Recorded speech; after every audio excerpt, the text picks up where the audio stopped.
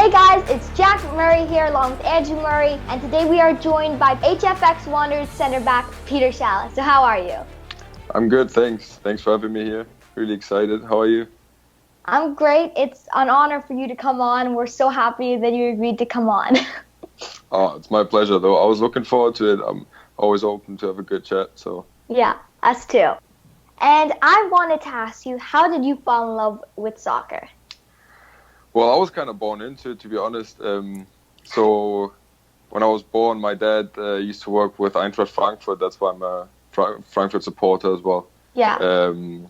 And I think I was like a couple months old when I went to my first Bundesliga match. So I grew up around it, and I fell in love with it when I was like 3. I think it's the first time when I started kicking a ball around and joined a club, like our local club back in Frankfurt, pretty soon after that. And since then, I've never stopped. So what did your dad do at with Frankfurt? He was like a marketing and ticketing manager for them. So he was in charge of like sales of tickets and making sure that all the transactions go smooth and stuff. Yeah, that was he was doing there for quite a while, even before I was born. And so. Did you get to meet some of the players with your dad in that position? Yeah, I did actually. I still have some photos at home. It was the time when they played with when JJ Okocha played there. Okay. So I have some photos with him and the other players as well. I don't remember all the names, but I definitely have some photos from that time. Wow. Nice. It must have been amazing for you to like meet your local club heroes. Oh yeah, for sure. I don't remember that much of it because I was so young. When we moved away from Frankfurt when I was 5, so my memories are not that clear of it. But when I see the pictures, I'm quite happy because those are some legends, right?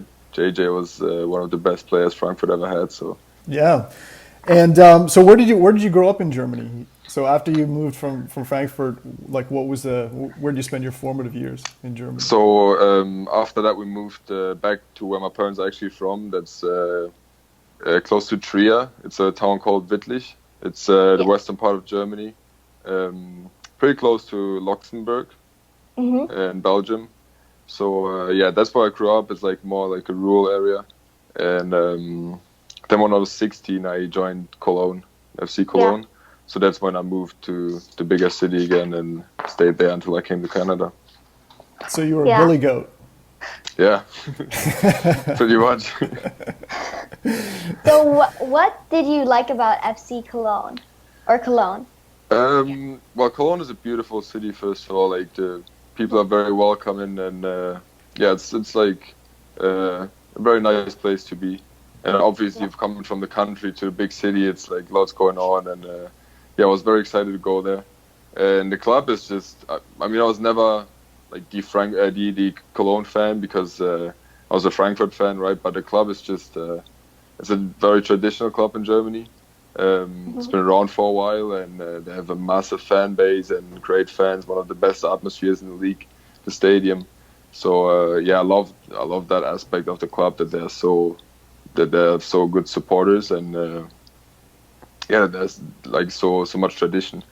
Yeah, it sounds amazing being there, but you have been to a few academies, Wittlich and others. What ages did you start there, and what was your favorite experience and why? What was your favorite thing about each academy? So my first one was Wittlich. That was like the first I remember. I played there. It was our local club, like in the western part of Germany. I wasn't in Frankfurt anymore. It was after we moved out. I played there, and good thing there was that all my friends, my school friends, I played with a lot of them, and we got to play together. A couple times a week we had training, but the days we were off training, we would go together to another field and just kick the ball around. So we were basically playing football every day, and those were the times where you have so much fun. You know, there's no pressure. You just love kicking the ball around and being outside. And then my next step was going to the next bigger club. That was Eintracht Trier. Which is like, maybe like half an hour away from where I live. So I used to take the train every day to go there. So I came back from school, did my homework and stuff, had my lunch, and then straight into the train.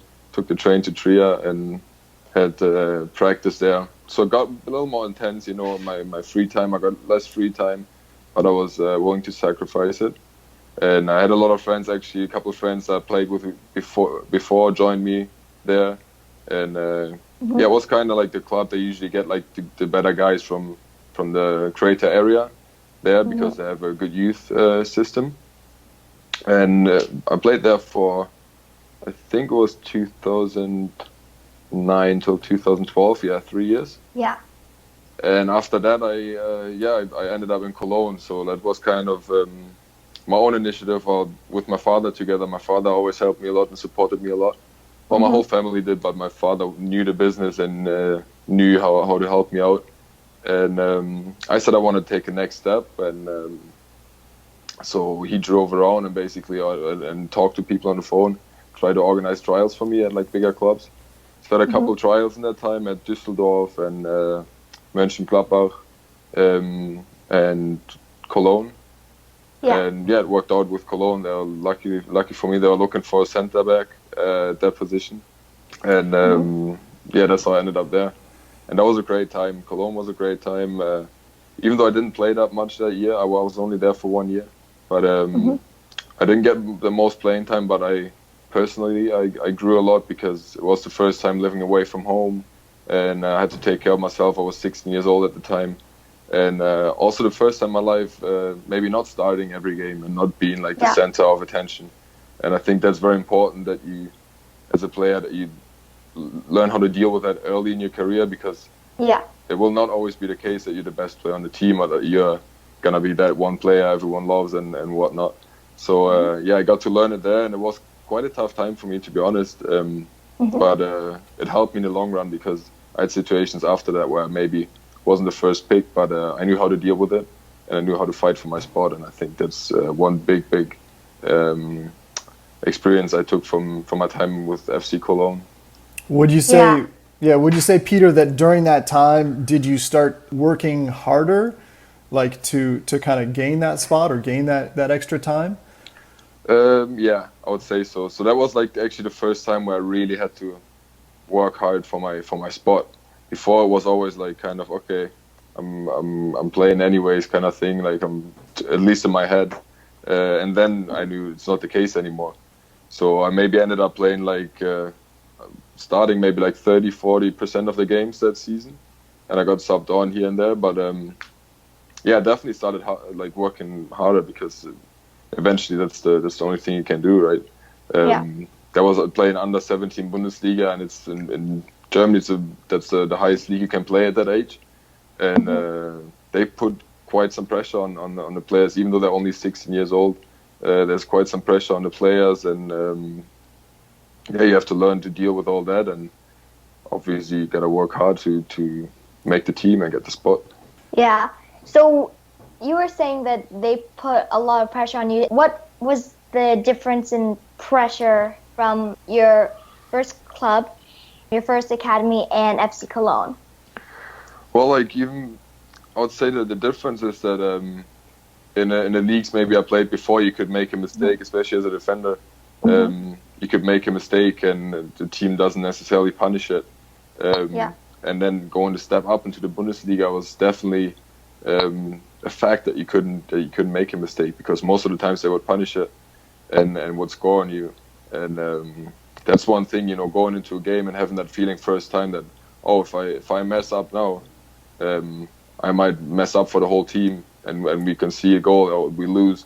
And obviously Cologne was one of the teams that was supposed to be one of the top teams in the league, because they had a very good youth system at the time. And so yeah, the pressure was definitely high because you weren't really allowed to make mistakes, and that realizing that the first time as a young boy was kind of hard, but you learn how to deal with it. So that's all it's all part of the journey. Did you always play center back?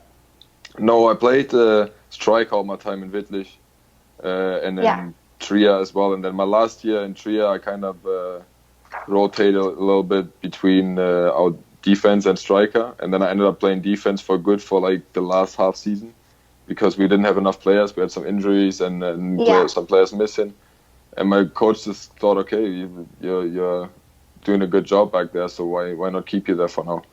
And I mean, it paid off in the end. I played half a year as a defender and ended up going to one of the top academies in the country. So Yeah. Was that a tough transition to make for you? Because there's a little bit more, I guess, glory playing striker. definitely. So like, well, I realized. Well, definitely. I mean, as a striker, you get to score goals and you get to be the main guy and the center of attention and all that, and it's nice. But I think when I got to Cologne, I realized that there are other players who are at this position much better than me at this point in my career.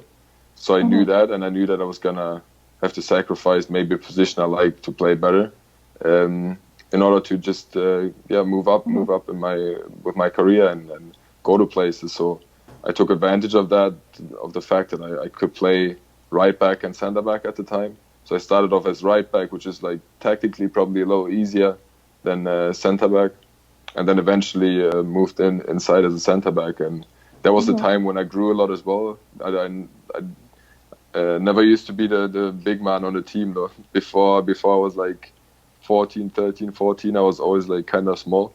And then I had like 2 years where I grew a lot. And I mean, center backs are usually one of the taller players on the field, so that came to it as well. Okay, yeah, because we actually just interviewed Matthew Arnone, and he went through the same thing. He said he used to be a number 9, and then eventually he moved back to center back as well. I think there's a lot of players who actually do it because I think what I can profit from now is that I've played striker before, and I kind of can anticipate maybe what a striker thinks in certain situations, and I think that's why like a lot of players maybe who grow a lot or who switch positions make that transition from striker to all the way back. Yeah, and I was gonna say, you just answered my question when you were gonna say that. I was gonna ask really? you. I'm sorry about that, Maddie. No, that's fine.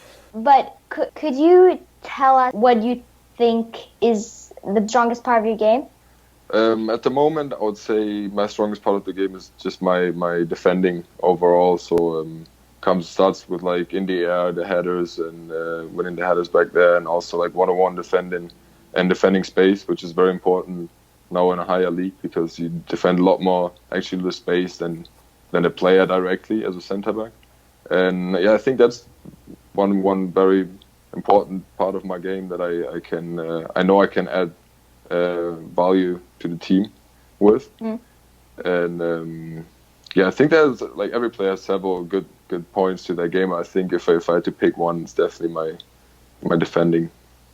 So when you're talking about defending in space, you're talking about really being anticipating the position that you need to move in to cut angles down and exactly.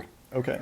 Exactly. It's basically just being aware where the strikers are, where the attackers are around you, and making sure that I mean one big thing is having a fallback if we play as a fallback on one line, right? So you can use the offside as a trap for the attackers, and then the rest of my work most of the time is just cutting passing lanes for them, and obviously anticipating maybe a ball in behind, where you just have to stand right and make the right decisions at a time. And if you do that most of the time, as a centre back, you don't really get to tackle that much if you look at it.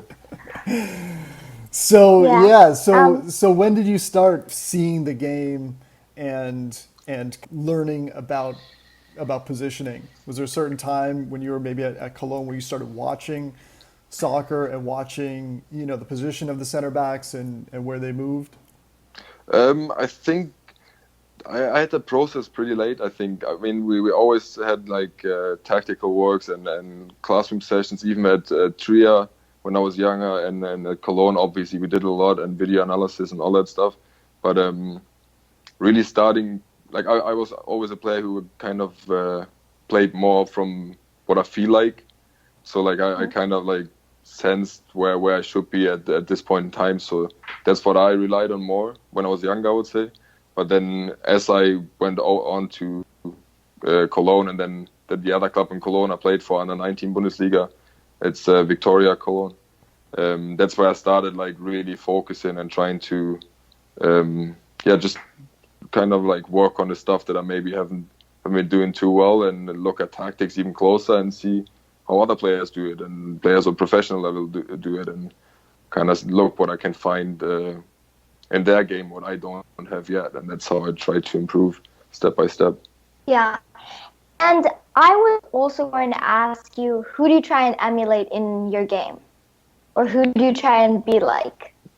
Who I try to be like right now, be like, I'd love to be like Van Dijk with his recent performances. I think he's amazing.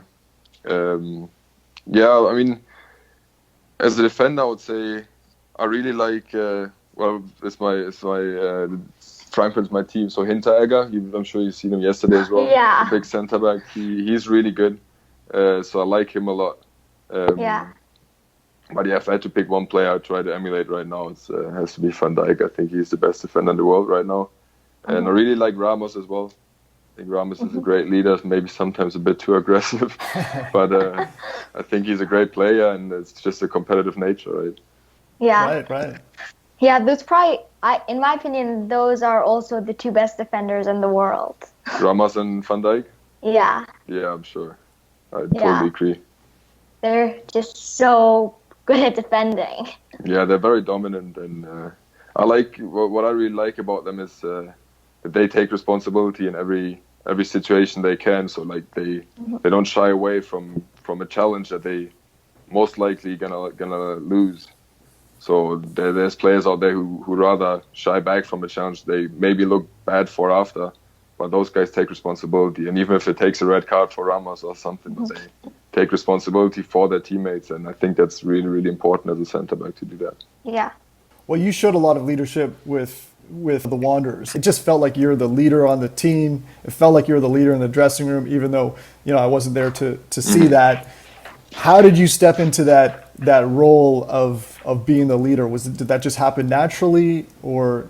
I think last year was kind of special for me because I kind of seen this whole draft situation as a situation for me that's like my last real chance maybe to make it into professional football, and so I took it very seriously. I worked my butt off really after I got drafted, and working out a lot at university. I was getting fit. I was really get my body in shape, but also my mind. So for me, it felt like if I know I'm really putting the work in, I can't turn around the end and say I haven't done everything. So like I've really done everything that I possibly could to arrive at training camp and be top fit and absolutely confident that I'm going to go in and take a spot. And I think other players on the team and even the coaches have seen that from day one, that I came there for one reason only, and the reason is to first of all make the team and then make the starting 11. And I think as you go and as you succeed at the little steps, the little goals you set, you just keep going, and eventually the coach picked me as one of the captains when our other captains were injured or couldn't play. He put me out there, which was like a huge honor for me, obviously, because I'm pretty young for a captain. And there was other guys in the team who had much more experience. But other than that, I think I've always been kind of a leader. So I've been captain at Cape Breton as well for last year. And even back home, under 19 Bundesliga, I've been captain the Victoria Cologne team. So I've always liked the leadership role. Yeah. And I think it's a good quality to have as a football player. Yeah, and you had talked about being a draft pick, and I wanted to ask you, what was it like being a draft pick? It was very exciting, to be honest. It was the first draft as well, right? So well, I came to Canada and I never really thought that there would be a CPL. Like I didn't know when I first came there was going to be a professional league that I may be able to step into. So when I found out about the league, I was excited, and then I found out that they're gonna have the partnership with U Sports, which is great, I think, for us. And we had a good season. We just won a national championship the year before, and then 2018 we went to win it again.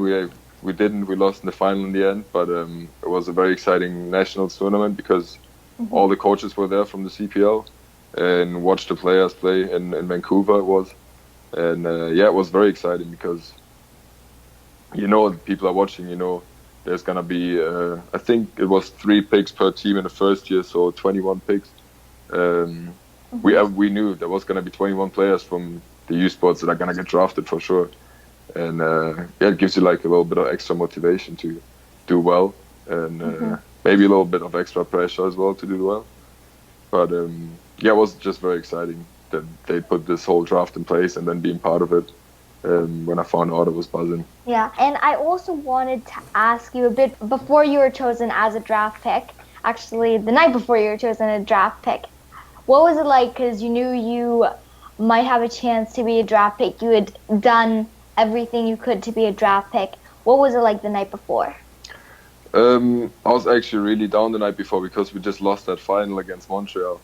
But even before that, like the night, I think the night before the final, you start hearing like little rumors because obviously coaches are starting talking to the CPL coaches start talking to the coaches from university because they try to find out some more details about players, and that's how I found out that there might be some interest from certain coaches, and from that point on, I was just hoping for the best, and then we had the game. I think I got sent off that game as well, and in overtime for my second yellow.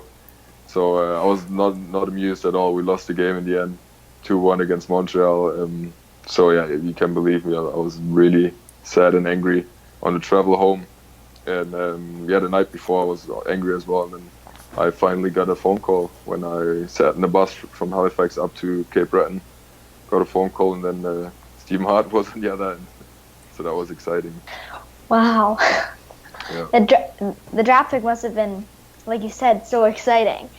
And I understand why you're nervous because you had gotten 2 yellows, but even going to the final is a huge feat. Yeah, it was. I mean, I didn't have a bad game, but I think we, like as a team, we didn't have the best game, and that's why we got very exposed at the back. And like I said, talking about leadership, I had to go on some tackles that I maybe didn't want to go into. The second one was actually kind of stupid, but I thought I did what I had to do, and I had to live with the consequences in the end. Yeah. And I wanted to still talk about the Capers, but how was the jump from the Capers to the CPL? It's definitely a difference. So like the quality is definitely much better. Like what the coaches and the teammates ask from you is on a higher level than it was before. But I was lucky enough to have a couple guys on the team that are definitely CPL level. So I've played against that level of players my years at university all the time. But it's not like your whole team is at that level. So at university it goes like up and down. There's some players who are at this level and then slowly goes down. And at the CPL it's just straight this level and even higher. So there's players of much more quality. They can like operate in tight spaces that at university they couldn't. Did it surprise you on how good the level was, or were you expecting it to be that good? No, I was expecting it to be good. I was actually thinking it was gonna be better than I imagined. I think your first time going in a professional environment, you expect like a lot, and it is really good. But I was very lucky that I came in and I realized that I've been at this level for a while. I just haven't played on this level, but I think as a player myself, I would have been able to play at this level even like 2-3 years before, but I just couldn't because there was no league for me where I was at university, right? So it was definitely a step up, but I think I was prepared for that. Yeah. Well, you won the Atlantic University Sports Men's Soccer MVP and the Cape Breton University Male Athlete of the Year awards. So what did you do to make your play so dominant at that level? University it's very special because the season is so short and you have like 2 games a weekend, and it's a quick turnaround every time. And then once playoffs come around, you play a lot of games where you basically, if you lose, you're eliminated, right? Yeah. So it's like high pressure games. You approach those games like totally different than a normal league game. And I think what I've been able to do is just like be very consistent for my team. Also the years before, because my position, I feel like key to play a good role at center half is being very consistent, right? Because you're the backbone of the team. You're the one who gives security from the back, and my job is basically to let my midfielders and strikers do their thing and attack and try to score. And I'm back there and have my defenders around me and try to not get scored on. And I think we have been able to do that very well at Cape Breton. We had a very good defense, and I was kind of the anchor of this defense. So I was like calling the line and then giving the how do you say kind of setting the line and all that stuff. So that's what definitely was one big thing, I think, why it was so important for the team and so good in the league. And that season I actually scored a lot of goals as well. That season the first season I won MVP. I scored like 7 goals, I think, as a centre back in like 17 games. So it's pretty good. And I think that just added from like towards set pieces. It was all like, I think in the season I had it was 1 penalty, then I scored a free kick as well, a couple of set pieces. One just outside the box, and just a shot after a set piece. So all kinds of goals, but that was a pretty good season for me and a lot of fun. All right, 7 you said, right? 7? 7, I think it was, after playoffs as well.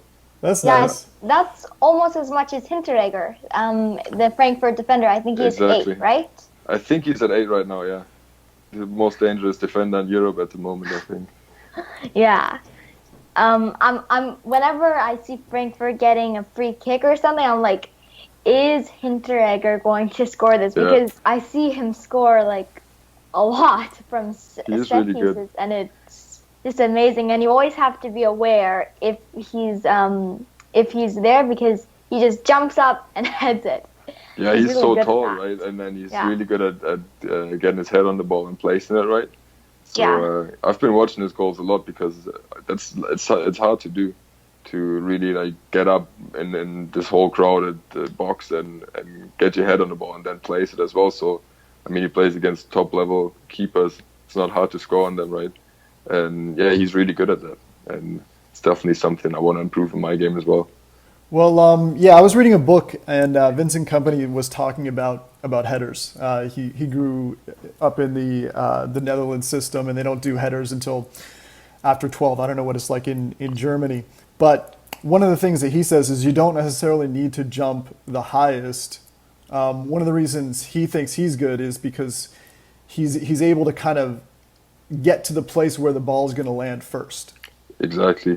That's what I feel like is really important, is the timing. So like finding that little path maybe in this whole crowded space, and you don't necessarily have to jump the highest, no, because sometimes the ball even drops lower and you just have to get there at the right time and then put it on target, and then it's really hard for a keeper to save, right, because you're only like 6-7 yards out.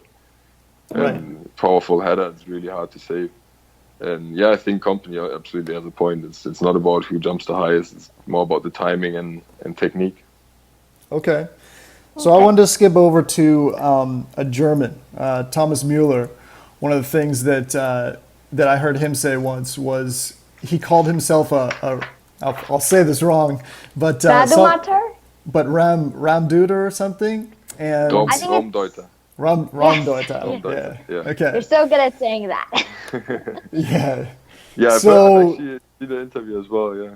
Okay, yeah. So I was kind of wondering what that is, like an interpreter of space. And so the first 2-part question. So what is that? And then is that a concept that's taught in Germany in soccer? So is it a concept? I don't think it is. Like, I've never heard of it, at least. I've only heard of it from him, and also in connection to other players. But I think Thomas Müller is the one who they call like Ramdeuter as well, just as a nickname, because he said it in an interview once, I'm pretty sure. And I think the meaning behind this is what he means with it is at least that he's able to anticipate tight spaces in between players, let's say in between the back four and the midfield line of other teams.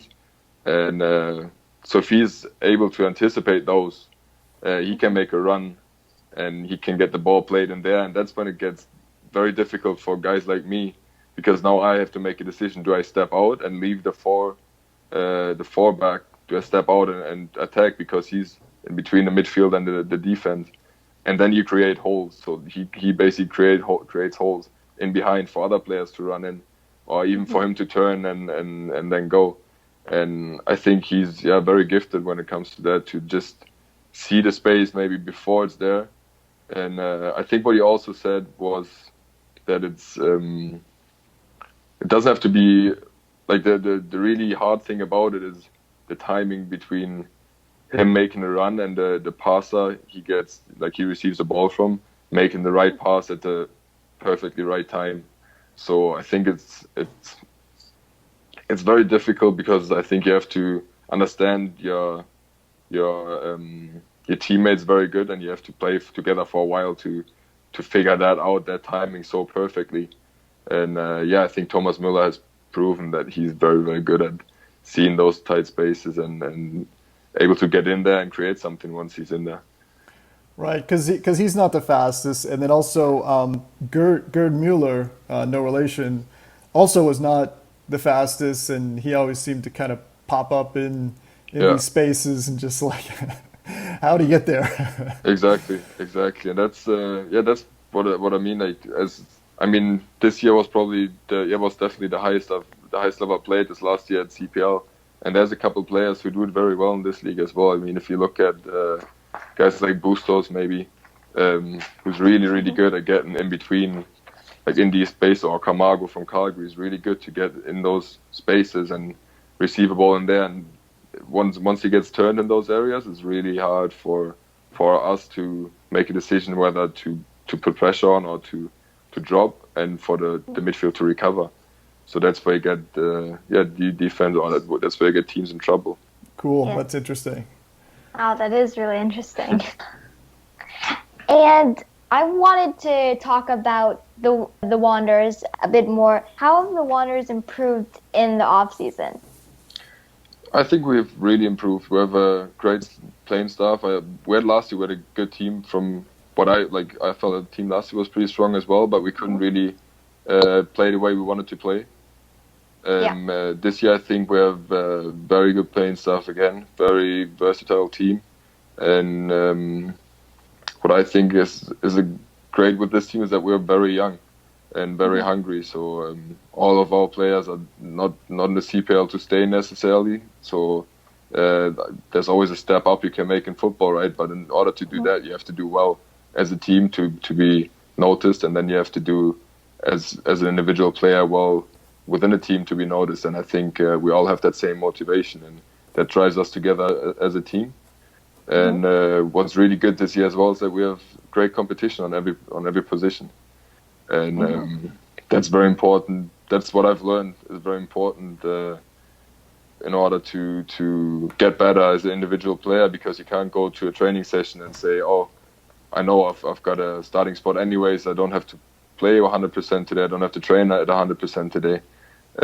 That's not the case this year. So every player will have to train and play at 100% every training session in order to compete for a spot. And I think that's where individuals get better, and that's where you get better as a team. So I'm really excited. I'm really hoping that we get to play sooner than later. Yeah, and how has the back to training been? I know it is still in small groups, but how has it been? It's been very fun though. So we're now in phase 2. So we are allowed a couple more players, but still no body contact or anything. So we can't play small-sided games right now, but we are at least in bigger groups now, and we can do some finishing and stuff.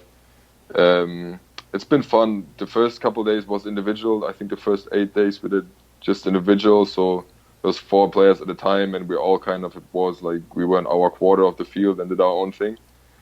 It was a bit boring, but you get to work on a lot of details like your first touch, your passing, so like your weak foot. So you have a lot of time to work on maybe things you don't have a lot of time to work on during a normal preseason or during a season. which was good. And now I'm happy that we made like the next step and we're in smaller groups now. And hopefully we can get to bigger groups soon. But I can tell that the guys have really missed training. And yeah, we got really bored here, sitting in our apartments and waiting to get back. Yeah, it's great. All the fans are so happy that you're back, and hopefully the season can start pretty soon. But most of the teams have started training, so that's really good because it shows that the CPL is pretty close to restart if most of the teams are training. Yeah, I would imagine so. I'm pretty confident there will be something in place sooner than later. And I want to ask you, what is the biggest thing you've learned from Stephen Hart? Stephen, there's a lot of things I learned from him. To be honest, he's a great coach, and I love how he's always got a good story to tell because he's been to many places and he's so experienced as a coach. He's been with Canada, Trinidad, and he's been all over the world for football. One thing that he taught me early was basically what we said before. Something similar was the Ramdeuter. Basically, like realizing how close a player is to you. So realizing how much time you have on the ball, which I mean, every player is natural. Like once the player gets closer, you get more nervous because you're about to get attacked. And as a center back, it's even more risky because if you lose the ball, they're most likely gonna score on you. So I used to be like more careful, and now he tells me, or he kept telling me from the beginning, make sure that you realize how far away the players actually are. So sometimes you can make decisions like more easily and more freely, just because you realize, okay, he's actually not as close as I think he is. And I think that's one thing I got to work on a lot last year, and it really helps me with the opening game. And if you know how close they are, you can feel a bit more calm and not super rushed, and you really know how long. Well, yeah, what you just said. No, exactly. You got it. You understand? Yeah, that's exactly what I mean. So when you're playing on like in a game, are you the one that's because usually there's one center back that's really kind of calling the line, saying like, come up to me, that sort of thing. Is that you in the game, or is that how it works with the Wanderers, or like when you're playing the offside trap? Like we never really played the offside trap. It's more like it depends on how much pressure you want to put on the opposing team, right? So how high are you going to put the line, if we want to attack early or if we want to sit back a little bit. And that changes, obviously, during phases in the game. And last year, I would say that I was probably the one guy who called it most of the time. But it's always a kind of communication thing. Sorry. It's a communication thing between all of the defenders. So it's most it's the two center backs. And then also the coach, he would tell us, like, drop it a little bit for the next 5 or get higher for the next 10. We need to put more pressure on the ball. And the fullbacks kind of there just have to come with us and make sure they're not behind us. That's the only job. But most of the time it's kind of a communication between the other centre half and me. And we just kind of figure out together what phase the game is in right now and what we need right now. And obviously talk to the coach as well, and he would tell us. And that's how we go. What about getting ready for a game? Is there anything that you do do you do visualization, or is there any certain thing that you do to prepare mentally for a big game? Not really. I mean, we have our team preparation, so we have our team talk, our video session before a game where we go through what the opposing team does and what we want to do. So all that kind of stuff, and I just try to focus to take away what my job is for this game. So what I have to take care of, if there's like maybe a good striker I have to play against, or if they're gonna threaten us behind with longer balls. So I just kind of focus and get focused on how the team's gonna play or how the player's gonna play that I play against. That's what I think about before a game. And I also always think about just like getting into a game is hard for players sometimes. And what makes it much easier for me is if I just focus with the first pass or the first tackle. That's the one I have to get right to get in the game right away. So most of the time when I get the first ball, I make an easy pass to get myself going a little bit. So I make sure I remember that when I go on the field. And other than that, I try to keep it really calm and easy, because I feel like over time I realized that I'm the best version of myself when I'm just really calm and collected, and when I don't put pressure on myself, when I just go in like easy going, okay, it's just another day in the office kind of thing. Okay, that's good. I also want to ask you, in your opinion, how important is mindset? Well, mindset is definitely a very big part of being a professional player. I've learned that now, because at university, you're distracted and you have school to do and parties and whatnot. And even as a younger kid in Cologne, first time living away from the parents and having some more freedom, there's so many distractions that maybe takes away from your mindset a little bit. But what I've learned now here, and also my last 2 years at university, is that you have to work hard for what you want. No one's gonna hand you that spot in the CPL, or no one's gonna hand you that spot on the team in the Bundesliga. So it's everyone who is there now, they've worked their way there, and that's what it's all about. And I'm a strong believer of whoever works hard will get rewarded for it at some point. And I've witnessed it now, because I've worked my whole life in football and got denied a couple times to maybe take the step up, which is very frustrating, and it's a setback. And sometimes you even feel like quitting football, or you don't want to play and you don't have fun for a while. But those are the moments where you really win, because you get back up and you try even harder. And those are, for me, the moments that define you as a player, because if you're able to do that in the long run in your life or in your career, you will also be able to do it in a game.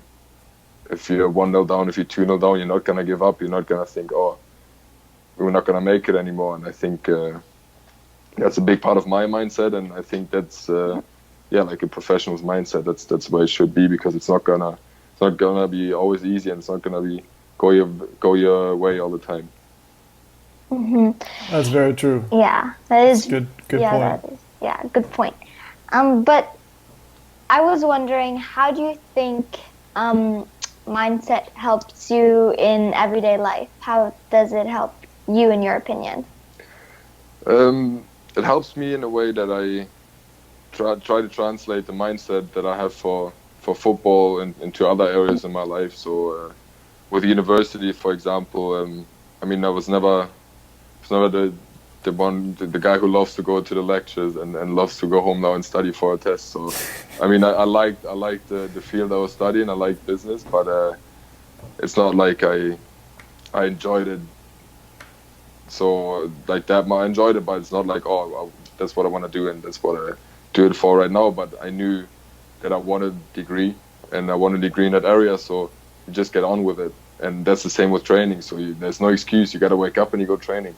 And that's the same with school. Like, get up and get it done rather early in the day than later, and then you can take the evening off or something. So that's something that I try to do. I'm not perfect. Like, I have my days where I can't get out of bed, and I have my days where I'm lazy. But most of the days I just try to be effective and try to do my best of getting my stuff done. How hard was it to stop mid-season and go back to school, crack open those books? That was a bummer. That was a bummer for sure. Yeah. Well, I knew it was gonna come. I've had the chats early with Steve, and then when I first signed, I was thinking, oh, should I maybe just stay and don't go back, because I really enjoyed what we were doing right now. As we got closer to August, then I had to like take a step away from it and look at the bigger picture, and realize that I took 3 years at university, and I'm not gonna walk away with no degree right now. We weren't in a position in the league that we were gonna win the league, or we couldn't be relegated, so that was kind of done anyways. And the championship, we were out of the championship, so there was nothing really to win. But obviously every game for me as a player would have counted, because it's more more time for me to show myself. But considering that I've done fairly well for myself in the time I've been there, I thought that the smartest move now is to go back and finish my degree and play another year at university. And we just have to say we're so happy that you're back. And when you did leave, we were all so sad. But I think some people panicked when you left. I think they figured it out really well though. And then they put that big sign up, right? Yeah. Yes. Thou shall not pass. Yeah, there was like a Photoshop at the Cape Breton or the Causeway. Yeah. That was funny. Yeah, and your last game you saw my backpack and I still have it. That's great. I think I remember signing it actually. Yeah. That was at the Calgary game, the last game I played. After that game, yeah. Yeah, that was a great game. That was emotional for me as well. With getting the picture at the beginning and then the fans and playing the drum in the end. That was a great day, even though it was my last game for the season. Yeah, and Calgary, I think they were the only team to win it at Wanderers grounds. And that game, I mean, they shouldn't even have won that, but anyhow. Well, I think that day we was really we drew close. them. That day we drew them, I think. Oh, okay. But the game before, we lost like 1-0. Yeah, like the 85th or something. Yeah, something it was, really, crazy. It's annoying. Let's not talk about that. Yeah, good idea. So, so you are familiar with Cory Bent, right? Oh yeah. So you played in university together, and then you went to Victoria Highlands with him, right? And the PDL. That's true. So what should we be expecting out of that? A lot of excitement. He's very, very exciting to watch. Very speedy player. I love to take players on. Good finisher. Good. Also very good at assisting goals. And I mean, he's just very fun to watch. Even for me, I had to defend him a lot in training, and I know how hard it is to defend him 1-on-1 because he's just so quick and really, really good technically as well. So you should be excited though. I hope he's gonna do well, and right now in training he's doing well. And no, he's a good guy, and I mean I lived with him for my whole time at university. We've been roommates. Now we're roommates again, and I'm very happy to have him here because other than just a good footballer, he's also a very good guy. Nice. Yeah. That's good to hear. Yeah, and also, how did you guys meet? Because, like I said, you were at university together, and then you went to the PDL with him. So how did you guys meet, and now you're here? Well, that was when I came to university. I joined Cape Breton in 2016 in August, 2016, and that's when he came as well. So we were rookies together. I actually remember seeing him first time. I just got in the apartment, and I didn't know him before. We were assigned as roommates, and we had 2 other roommates as well. So he was in the gym or something. I was just looking around the apartment, and like at this one point where I was like just checking out his room because the door was open. He walks in the apartment and kind of looks at me like, "What are you doing in my room?" Yeah, that's how we met the first time. But after that, just So your relationships gotten better after that first meeting. Yeah, exactly. How did you decide to come to Canada in the first place? It was kind of random. Yeah. So I had a good friend from high school, Joel Eckert. He we graduated together in 2015 from high school, and I wasn't really sure what I was gonna do next. So like I knew I wanted to play football. I just got denied one good opportunity to go in the 4th league in Germany, which I thought was gonna happen, but it ended up not happening. So I was kind of like in between. I didn't want to leave Cologne at this point just for another club or just for another university. So I rather waited and waited for something that works well, that like fits both football and university. And yeah, he went to Canada right away in 2015 and went to Cape Breton. He got a contact through his agent because he knew our coach from university.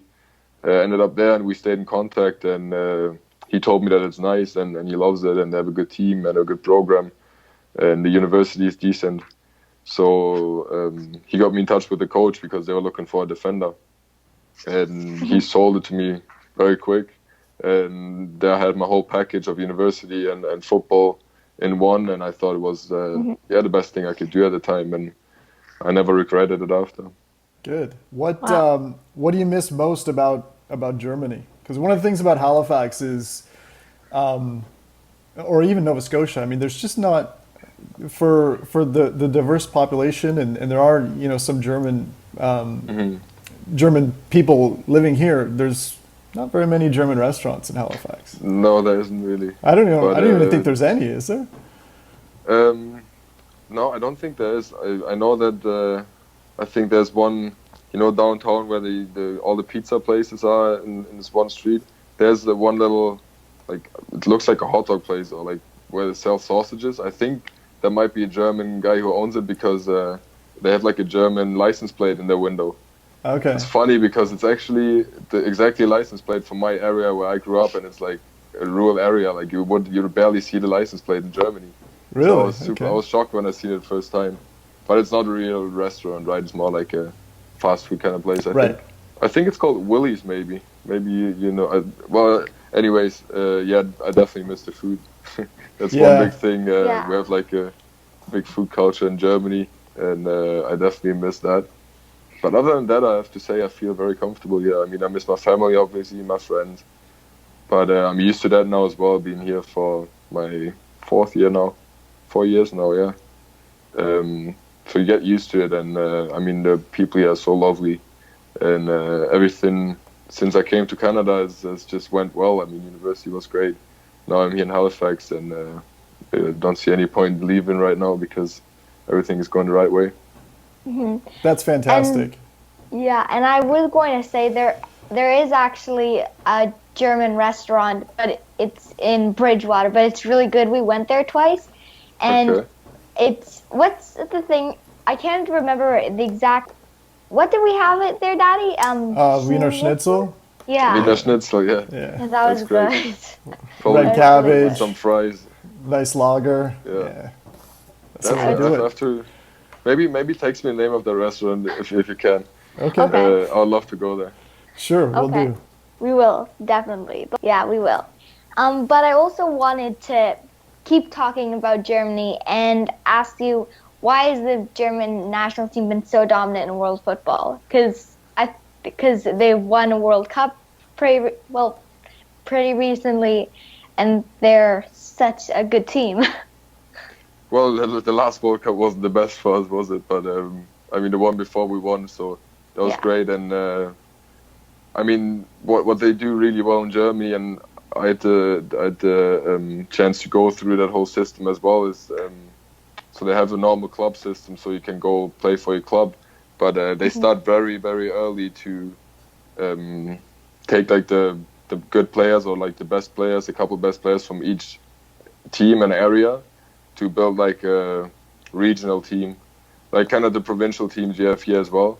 But in Germany, they do it really to a small extent. So they go in like a tiny area where there's maybe just 10 clubs or something, and they take the 12 best players from those teams. And that's the German Football Association, who has their coaches in every little area. They have like one coach who does this, and whoever's the best on that team goes to the next one.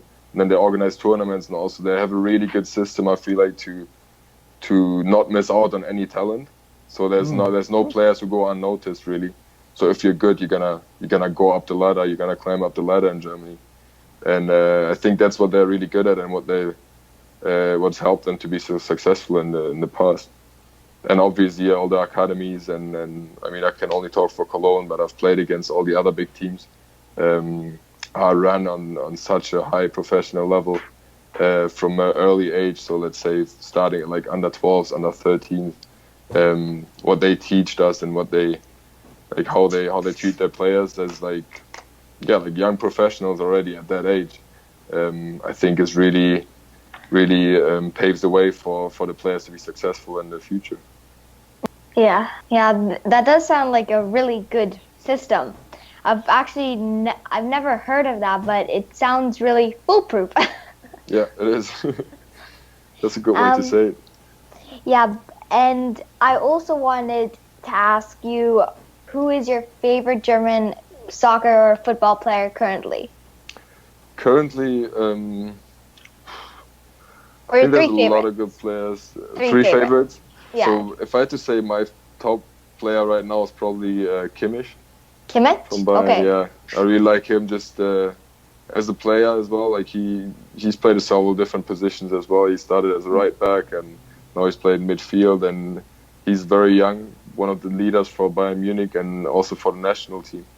And I think is really impressive, and he's a guy who takes a lot of leadership and responsibility, and I love that.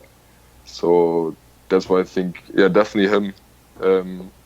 I thought Julian Brandt is very exciting to watch. Brandt? Yeah, plays for Dortmund, right? And I think he's been lately very, very, very exciting to watch. Just like Havertz as well. Kind of they've played together and they're good friends, I think. So they're both like very creative players. I think they'll make their way to being one of the top players in the world sometime soon. And let's say the third one out, my good friend Robin Koch. He's recently played his first couple of games for the German national team. Oh, really? I Okay. actually met him when I was younger. We played together in one of those the local area teams where like the best guys get picked for. That's where I first met him when I was like maybe 8, 9. And we went on to Trier after that together. So we sat in the train every day together to go to Trier and back. And he worked his way up in Germany. He played second Bundesliga for a while, a couple of years ago, and then eventually went to Freiburg in the Bundesliga, where he still is. Plays a really good role, and recently he got awarded his first caps for the national team, which is great to see. Yeah, that's Wow. fantastic. Oh, that's amazing. Yeah, I'm really happy for him. He's a great guy. All right, Jack, would you want to move into the some rapid fire questions and Yeah. and we'll let Peter get on with things? Yeah, so so for my rapid fire, these questions are gonna be very rapidy, very fiery, and very rapid fiery. Perfect. Okay, so rank the Big Five leagues, 1 being the best, 5 being the worst. I'm biased, so I'm gonna say Germany first, Okay. England second, Spain third, Italy, Netherlands. Okay. Next, what's your hobby? My hobby is right now I don't have that many hobbies. It was only university and football for a while, but right now I play a lot of Xbox. Okay. And I like to be outside, meet friends. You know, when the weather's nice, be outside, go for hikes. It was such a nice area here, be at beaches and lakes and all that stuff. I love being outside. And you mentioned you like to play the Xbox. So do you play FIFA? Yes, I do. Okay. And I was going to ask you Xbox or PS4, but you already answered that. Yep. What is your favorite team to use? Dortmund, actually. Dortmund? Yep. Okay. And what is the cheat team to use? France or PSG. Okay. Then, if you could play with anyone, who would it be? Probably France. Okay. What has your favorite drill in quarantine been? My favorite drill? I've kept myself kind Or of busy exercise? just going for 5K runs.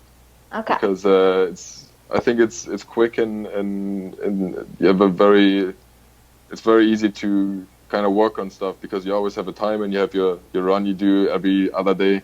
So like I always try to beat my personal best kind of thing. And that way you have a bit of motivation to be better every day. That's a great way to challenge yourself. Are you reading any books right now? And if you are, what are you reading? I've actually not reading, but I've recently joined Audible, so it's like basically they just listen to the books. I'm listening to one right now. It's called Miracle Morning. It's basically about how you can like different activities you should do before 8 a.m. in the morning that will add value to your day and add value to your life if you do it on a constant basis, which is really interesting. And did you ask for my favorite book or just like what I'm reading? That I just asked favorite. what you're reading, but now I'm gonna ask you what's your favorite book. My favorite one I have to say is Can't Hurt Me from David Goggins. I don't know if you guys heard about it.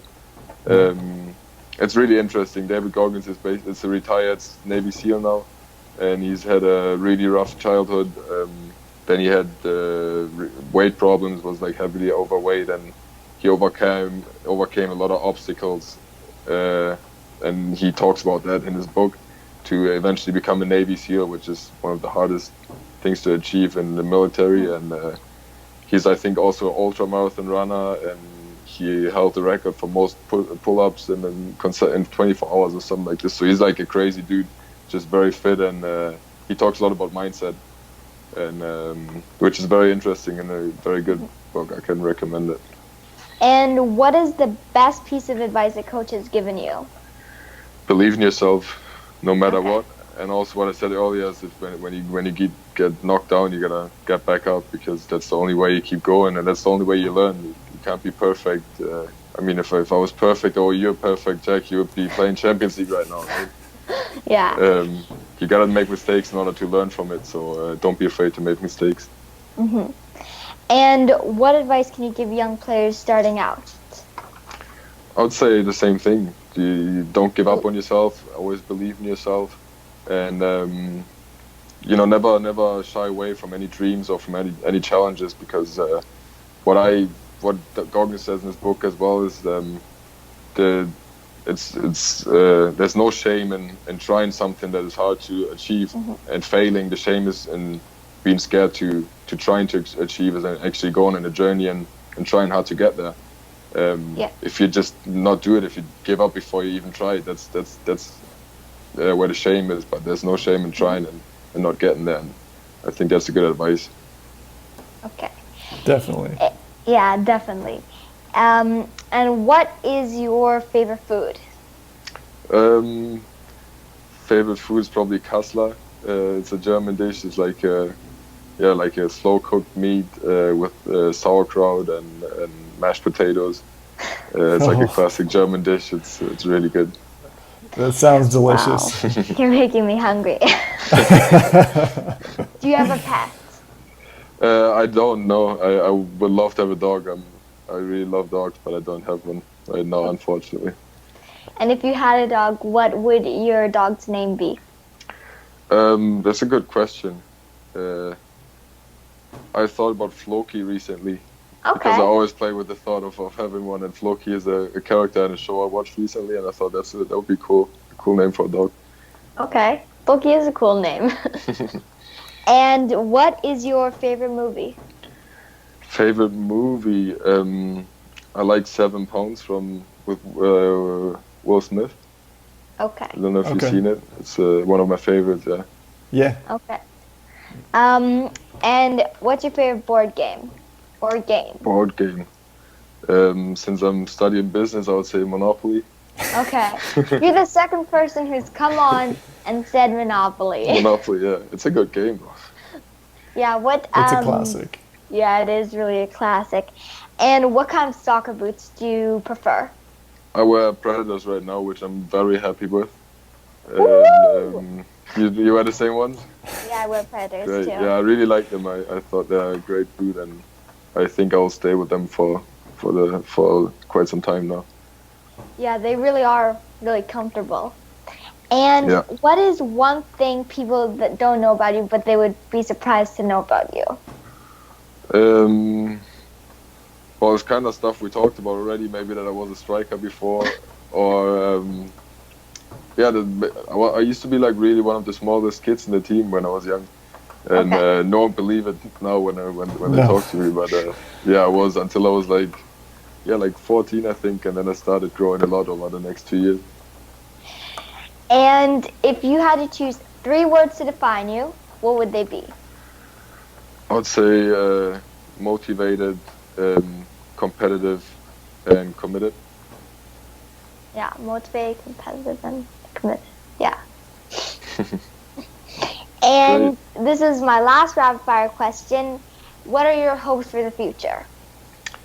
My hopes for the future is that honestly right now that the world's not going to change too much with everything that's going on right now, because I enjoyed my life as it was before. So let's hope for the best and hope we get over these times and nothing really changes too much. And I just hope that my friends and my family and people around me that I value stay healthy and have a long long and good life, and that I get to live my dreams and get to play football for as long as possible and maybe win some trophies. And yeah, that's my hopes. Yeah. So thank you so much, Peter, for coming on. It was our honor for you to come on. We were so excited when you said yes, and that was a long rapid fire, but we had a lot of rapid fire questions. But thank you again so much for coming on. We really appreciate it. It's been my pleasure, guys. It's been my pleasure. Thanks for having me, and that was a lot of fun. I really liked it, Yeah, and it's great stuff you're doing though with the YouTube channel and all the interviews. It's really good though. Keep it up. Yeah, thank you, Great. Peter. Okay, Thanks guys. so much, Peter. Yeah. Anytime. And we're anytime. excited to see you on the pitch. Yeah, I hope to see you again soon as well. For sure. Thanks for the support and everything. I'll talk to you soon, yeah? Yeah. Thanks. Cool, Talk guys. soon. Take care. All right. Okay. Thanks. Good evening. Bye-bye. You too. Bye, Peter. Bye.